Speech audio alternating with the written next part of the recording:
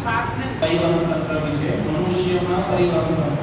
તંત્ર તો આપણે ચોકીના બાળકોને મનુષ્ય સિવાય પણ ઘણા બતાવીએ છીએ જેમ કે તીજી ઘોડાથી માંડીને ડાયનાસોરથી માંડીને એમના પરિવહન તંત્ર વિશે પણ જોયેલું છે પણ હાલ આપણને જે બધું આપેલું છે એ મનુષ્યમાં પરિવહન તંત્ર વિશે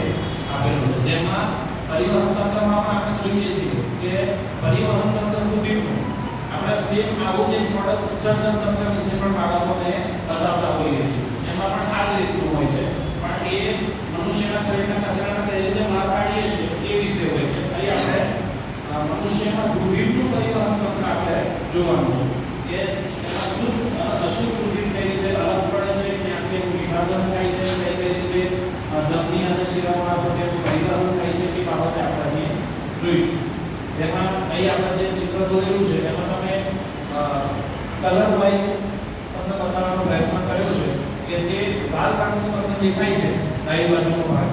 જે આપણે ધમની અને શિરા છે એમાં લાલ રંગ દર્શાવવાથી આપણે શુદ્ધ રુધિર દર્શાવવાનો પ્રયત્ન કર્યો છે કે લાલ રંગ દર્શાવીને તમે બાળકોને કહી શકો કે જે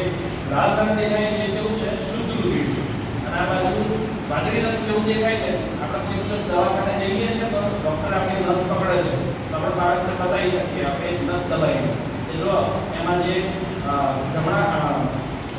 જે